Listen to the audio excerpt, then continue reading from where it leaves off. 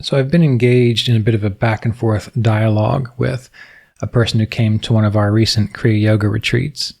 And this person is having some difficulty accepting or experiencing the possibility of feeling and recognizing what is sacred.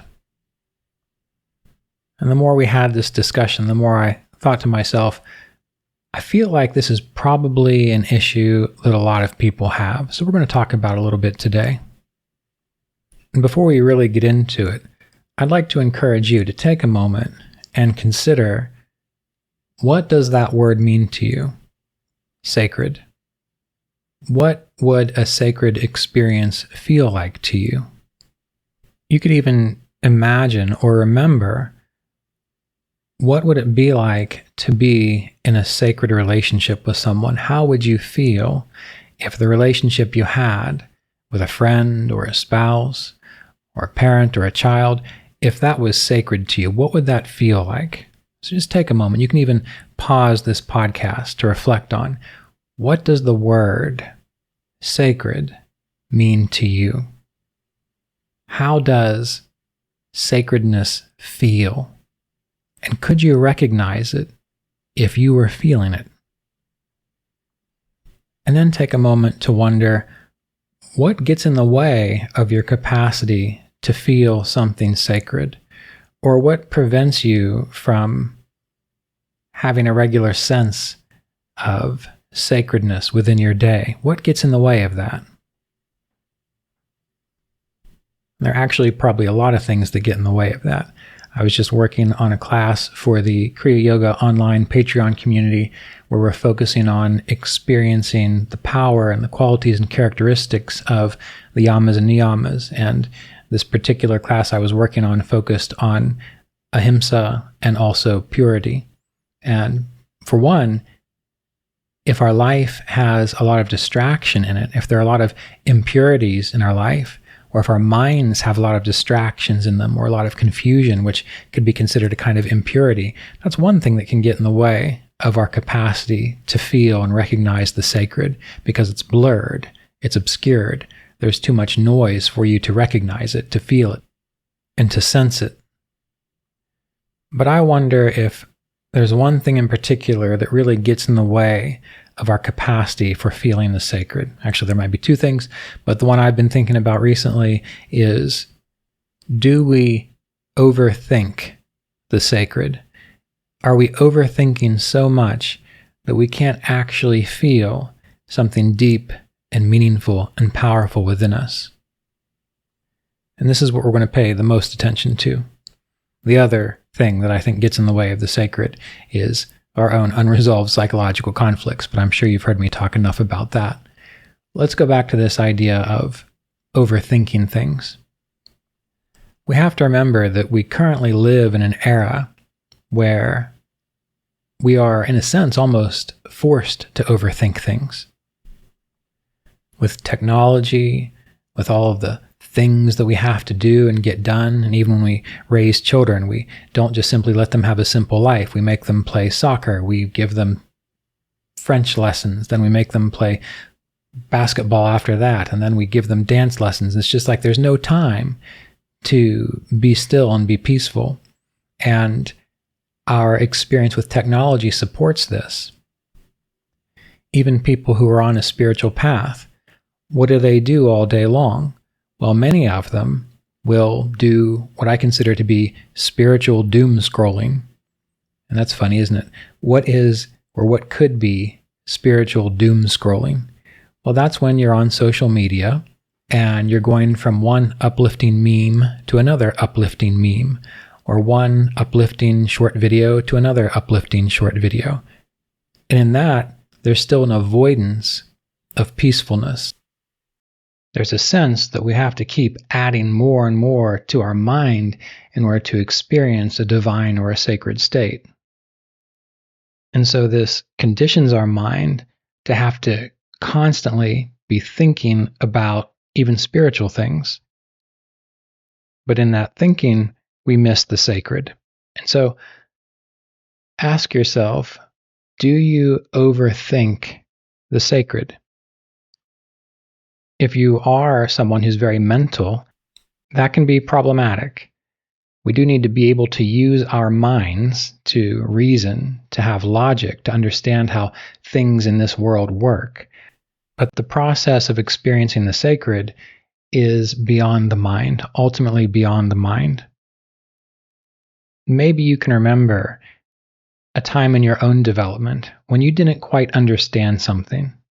Maybe you were surrounded by a certain kind of person. Maybe your family was a very small-minded collection of personalities. And so they had these opinions about others and opinions about life, and you believed it because you were surrounded by it. And anytime other ways of thinking or knowing or being were presented, you immediately dismissed them. You didn't think it could possibly be real. Why? Number one, because you've never experienced it. But number two, because you've been surrounded by a field of consciousness which doesn't even entertain the possibility of something being different. Now, this is what happens when we're too caught up in our minds. Usually, we're caught up in our minds because we've been trained to be that way. It can also be kind of a defense mechanism. If you can keep thinking about things, it's a kind of anxiety. If you keep thinking about things, well, you never have to actually experience something important going on within you and around you. You don't have to experience a depth of feeling, a depth of life, painful or pleasurable, because you're always caught up in the mind. You're always caught up in a mental process. And when someone's caught up in that mental process, there's not a whole lot that can be done.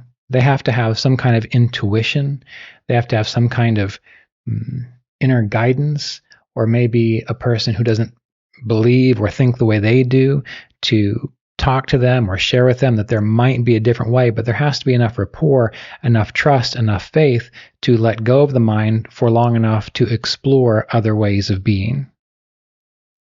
And this is a very important purpose of meditation, but it has to be done correctly. Most meditations, the way they're taught, is really just an extension of the problem. Just like we talked about the people who do spiritual doom scrolling. Well, they're focusing on spiritual things. And this happens with people who study spiritual things. They might read the Yoga Sutras, the Bhagavad Gita. They might read one of my books or Yogananda's books or Roy Eugene Davis's books or someone else who inspires them. And they read it and they can't wait for the next book to come out. They've never actually taken the time to apply what's within these books. We see this with the Yoga Sutras predominantly. The Yoga Sutras is a methodology of waking up, of experiencing spiritual growth. But most people turn the Yoga Sutras into an academic talking point, something that you just want to think about all the time, rather than actually figuring out how to engage the process. So back to meditation. If meditation is taught well and is being practiced well, what you are doing is you are engaging a technique, a process. You're working to direct all of your attention away from the excessive thinking to a focal point. And in that process, there needs to be an actual letting go of the distractions, a choosing to let go of the distractions. Because when you do that, then you're going to begin to experience life free of those distractions. That's what meditation is taking you towards, this freedom from distractions. And in that freedom, you can find an openness to look around and see what really is out there. And for many people who can do this well, they do start to find these simple moments of sacredness in this stillness, in this quiet. But again, we can't treat our meditation like spiritual doom scrolling. We can't treat the meditation techniques as just one more thing to do. So rather than decreasing the distractions, it just becomes one more mental process that we engage. And we can try to relate this to our own interpersonal relationships. Imagine you're a parent and you have a child, and the child really would love your attention, and it's good to give love to your children. But you're busy. You're thinking about work, you're balancing a checkbook, you're working on a new program, you're planning a vacation, you have all these things going on. And so you just kind of casually entertain your child. You look at him every now and then, say, yes, that's nice, but everything else is still going on around you. So is there really a rapport being developed with that child? Is there really an experience of love being developed with that child? Not really. But what if, like your meditation practice, you decide that you're going to look at the child, you're going to actually choose to let go of everything else that you're doing, and you're going to look into that child's eyes, and you're going to ask, what are you interested in? What would you like to do? And you're going to play, and you're going to laugh together. And all in that experience, you are fully paying attention to the relationship with the child. Now, in that, you are going to find love. You're going to find moments of sacredness because you are present with something that really, truly matters, and you're not being pulled in all these other different directions. We can see this in other areas of life too. If we give someone a musical instrument and we stick them in a room with 3 TVs, their favorite shows being played, books, all these other distractions, and we tell them to practice, they might try. They might pick up the instrument, feel the instrument, maybe play a little bit on the instrument, but their mind is being taken to one of the 3 favorite TV shows that's on, or they might be looking at the book, or they might be listening to a conversation outside.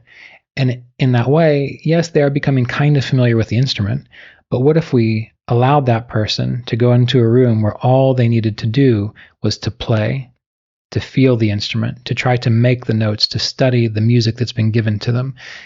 If they were able to do that, they would become very good at music.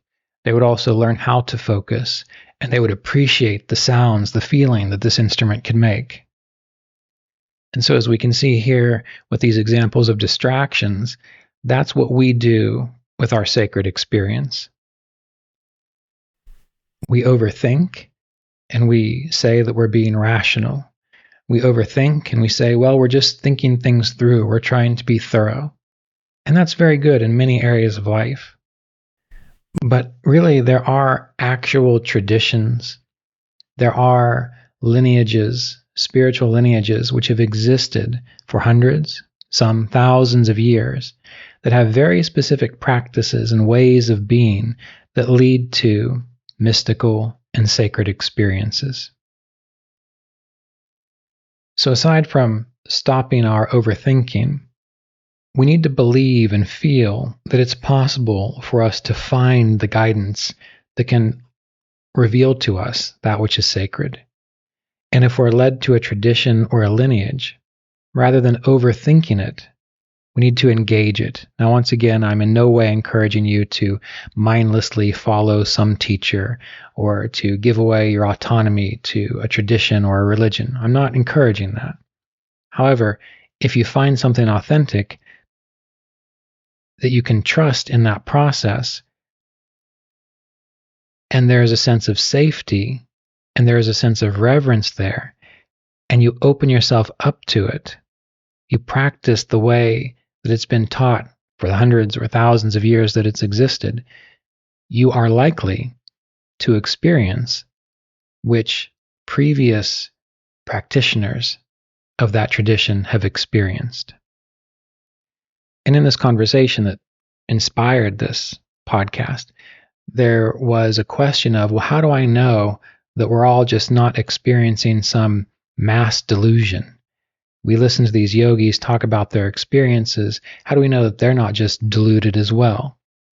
Well, there's no real easy answer for that, because you really can't prove something that is metaphysical in the physical world. And the questioner went on to say, if only I could see a sign like a levitating yogi or someone who could turn water into wine, then I would believe. However, in my experience, those are just tricks. Those are just gimmicks. Those aren't actual feelings, experiences of spiritual revelation. They're very popular in our culture because we like material things. We are a materialistic culture. But even if you've met someone who could do that, there is no sure indication that they are any more enlightened than you are. They've just worked harder at developing a nice trick. In the Yoga Sutras of Patanjali, there are discussions of soul powers in chapter 3, However, Patanjali specifically states that these are not to be used externally. They're not to prove anything to anyone else. They're things that are aspects of your being that are revealed to you as tools to utilize when you actually need them to assist yourself on the spiritual path. So anyone who exaggerates or demonstrates these things, they're not demonstrating spiritual realization, because they're not supposed to do that. They're supposed to keep this for themselves, for their own inner work. Going back to the idea of this being a material culture, well, what happens when you can take a spiritual process and now you can demonstrate it in the physical world? Is it really proving that something is real? Or is this just a way of the material culture to control spirit?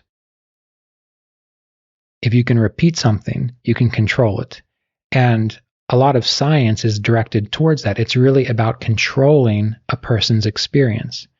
And the hard part about all of this sacredness, all this mysticism, is that you're not moving into a place of greater domination and control. You're moving into a place of surrender. You're moving into a place where you are open to and comfortable with the greater mysteries of life. In my own experiences, things that have been wondrous or fantastic from a spiritual perspective were never planned. They were things that arrived right when they needed to, or they were revelations that came right at the perfect time. They were never forced. And on the development of this path, because of that, what it has done for me is it has allowed me to trust that what I need will be provided. And when I say what I need, I mean for my own spiritual growth, for my own recognition of what is sacred.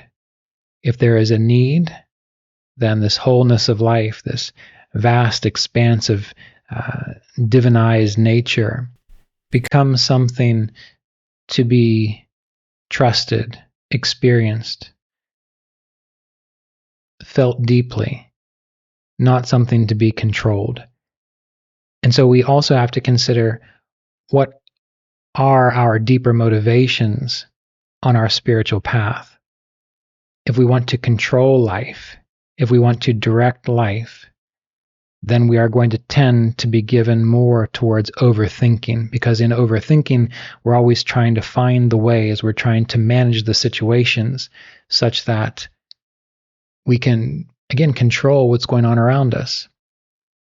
And that's very difficult because we do live, many of us, in a scary world. As a human being, all kinds of stuff can go wrong. In fact, most of our experiences in life are very similar as human beings. Yes, there might be different situations, but how it makes us feel, tired, scared, alone, anxious, depressed, that is a common theme existing as a human in this world. And so it makes sense that we want to escape from that. However, the path is not about denying our humanity. We can still give our attention to spirit, to moments of the sacred, while honoring that from time to time we do have anxiety, we do have depression, we do have struggles, we do have things that go really wrong. But the spiritual path is honoring that, but choosing to flow our awareness into the unknown, the mystery. It's choosing to flow our attention to identify with a field of consciousness much bigger than our personality, much bigger than our body, much bigger than our history. That's where the sacredness really lies. Not in control, not in domination, not even in escape from the normal things that happen to human beings in this world. But while we are existing as a human, to lift our gaze, to imagine purity, clarity, to imagine what it's like to abide in fields of truth, to live our life centered in the principles of harmlessness, truthfulness, contentment, purity, and so on. It's in that we're going to find the sacred. And no amount of overthinking is going to give us information that's finally, once and for all, going to turn our minds off so that we can say, okay, I trust this now. Because if the mind is caught up in a pattern of distrust, if the mind thinks that everything is a delusion, if the mind looks to true spiritual teachers who have demonstrated a life of service, a life of joy, a life of inner spiritual well-being, if we look to them and we can still say, well, how do we know that they're not deluded? Well, there's no end to that. It's an endless cycle. When I was young and in college, I was at a party and I had had a few drinks. And I was a very mental person as well. I thought about things a lot. It's partially why I went into psychology and philosophy. I wanted to figure it out too. And I can remember having a discussion with one of my best friends at the time. And it was kind of a philosophical discussion, but he would give me an answer and I would always respond, yeah, but why? And he would try to come up with another answer and I would say, yeah, but why? And it kept going. And he thought I was actually just being a jerk. But truly, something about me wanted to keep going. Yes, but why? Surely there's got to be an end to this questioning. And finally, after a good bit, he looked at me and he said, if you ask me why one more time, I'm going to punch you in the face. And that always stuck with me. That always stuck with me. And as the years went on, I realized that we're often like that with our spiritual path. And again, you can always ask why one more time. There is no end to that. So no one I know can actually answer a question such that the mind can say, oh, okay, that's it, fine. But the beauty of spiritual practice is this, that even though you might not be able to get your mind completely satisfied through discussion, through questions and answers, and through words, you can find that satisfaction through experience. And that is the whole purpose of Kriya Yoga meditation. All authentic spiritual traditions, that's the whole purpose of the methodology of the Yoga Sutras of Patanjali. Even in the Yoga Sutras of Patanjali, the final results are not described. It's just alluded to. This is what happens. But there's no large discussion on, and then this, and then that, and then this, and you'll recognize it here, and so on. There's a brief statement. And that's done for a very specific reason, because the final realization of any mystical tradition cannot be grasped with the mind. It is absolutely beyond the mind and beyond the psychology. And if we've never touched that, if we can't imagine that, it's not real. It's just not even in our field of view. So why bother? However, if we've met someone who's gone through a process and we have an intuitive knowing, they've experienced something. And I would like to know what that is. There's a reason that they are as wise as they are. There's a reason they're as calm and intuitive as they are. I would like to know what that is. And then they will say, well, follow the pattern of the Yoga Sutras of Patanjali. And they'll say, yeah, but why? Yeah, but why? And the person, if they're wise, they will say, I can't explain it to you. You just have to follow the process, and then you will know for yourself. Yogananda even said this one time to a student. He said, you're like someone who wants to know what an apple tastes like. And you've got an apple, and you've seen the apple, and you've examined the apple, and you've talked to people about what it tastes like. You know all the names of the different kinds of apples. He said, why don't you quit thinking about it, and why don't you just take a bite of the apple? So for us to be successful to experience the sacred, we have to certainly use our minds to get us to a place where we feel at least kind of confident that maybe this path is going to work. You've looked around, you've talked to the people who've practiced it, you've studied the general theory, and it feels like, yeah, this is pretty solid, but I'm still doubting, I still have all these whys and so on. But put aside the whys for a bit and just engage the process and see where it leads you. Hopefully it's not going to lead you to levitation or to turning wine into water or to bilocating, creating another body somewhere where you can act in two places at once. Hopefully it's not going to lead you there, because that will just be a distraction. Hopefully where it's going to lead you is to a place of calm, inner peace, to a place where you feel intuitively connected to something much larger than you, where you feel moment by moment. This doesn't have to be excessive or extreme or dramatized, but when you need guidance, when you need to know what to do, you can pause and pray and meditate, and you can trust and have a sense of this is the right direction to go. And you can begin to feel in every moment that life doesn't always make sense and doesn't have to make sense, because you have experienced something beyond the mind. You've experienced a field of consciousness which transcends that which every other human being who's walking around the world, stuck in their head, trying to achieve their goals. It's beyond all of that, but yet it encompasses it as well. I remember a story of Mr. Davis. Someone had asked him, well, I've been meditating for a while and it hasn't really worked for me. And Mr. Davis said, well, how long have you been meditating?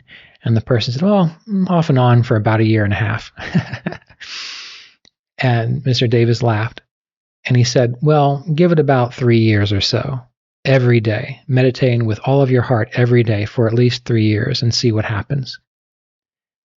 And so we see we often treat our practice, we treat how we engage life, we treat how we encourage the experience of the sacred the same way this questioner did. They just kind of attend to it off and on for 1.5 years. Well, anything that is important to you, anything that is meaningful in life, in order to get good at something, in order to know something well, requires that you attend to it daily. That even during those times where you feel like you're not really doing a good job, you keep going. And you spend a lot of time at it, several years. And then after several years, you can look back and see, well, what happened there? How have I changed? I've noticed this with my own life, in my own cultivation of my physical body, in my own cultivation of my mind, my musical talents, and so on. If I spend a little bit of time each day exercising, in a year, I'm pretty healthy. And I didn't even try very hard. I didn't even think about it that much. I wasn't trying to become a bodybuilder, but I just focused on it every day, and I got healthier. When I've been studying things like Sanskrit, or the Yoga Sutras, or the Bhagavad Gita, if I just study a little bit every day, in 1 year and 2 years, it's amazing what's in my mind. It's amazing how I can read things now and understand them where I couldn't previously.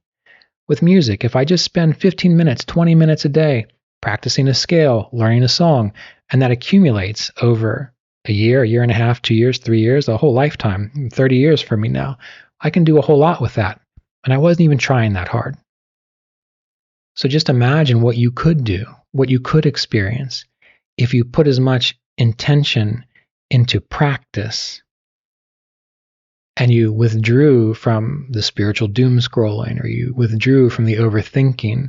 If you put as much attention into practice as Saint Teresa of Avila did, or Paramahansa Yogananda, if you would look at their lives and see how much time they spent in prayer, how much time they spent in meditation, how much time they spent in service, if you did that, you'd be very close to experiencing what they experienced.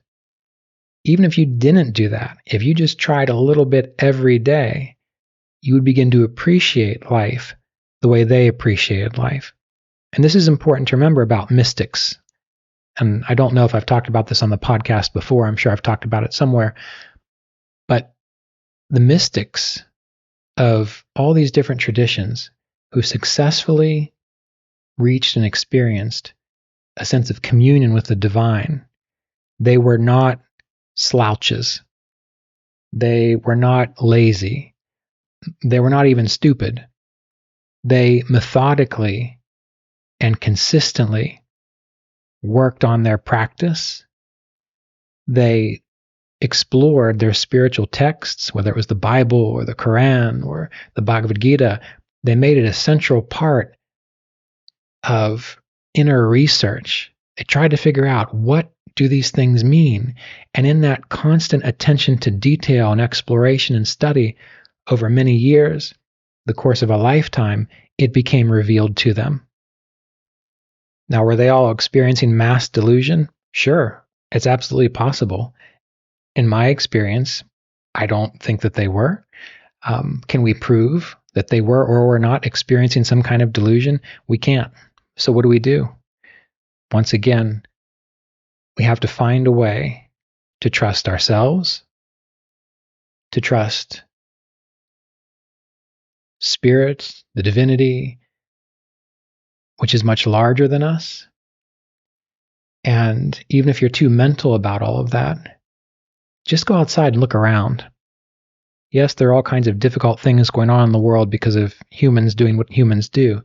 But when you look at ecosystems, when you look at animals, plants, you study the cycles of nature, the solar system, if you don't intuitively feel that there is some guiding, intelligent principle, divine principle there, well, I don't know what to tell you. But I would like to encourage you to actually spend some time out of your mind contemplating the formation of rocks, the movement of energy through trees, how gardens grow, how birds sing, all of these things. If you can flood your mind with curiosity about this, I would be willing to bet that you'd be quite a bit more inspired to follow an established spiritual tradition into that place where you can feel a sense of communion, connection, realization with the source of all of this intelligence, all of this life, all of this indescribable, amazing, improbable experience. So rather than overthinking, why don't you try wonder? Why don't you try awe, amazement, curiosity? Give that a try and bring that into your spiritual practice. When you meditate, be curious about the process. When someone tells you to feel deeply into the energetic body or deeply into a place within the body where certain energy systems exist, do it with your all. Feel deeply into it, explore it, be curious about it. Because I found that when I have paid attention to the guidance of those who are serene, joyous, full of inner light and patience and kindness and clarity, when I follow their instructions, I tend to experience that same thing. And then I don't have to overthink it anymore. And it's in this that you're going to find more of the sacred. And I'm not a betting man. I'm not very good at gambling. But I would bet that in that experience, it would become very clear to you whether this was all mass delusion or if this was a reality that's just not accessible to people who are too caught up in the world and the distractions of life. So give this a try. Figure out how you can live this way, be this way, feel this way, and see how it goes.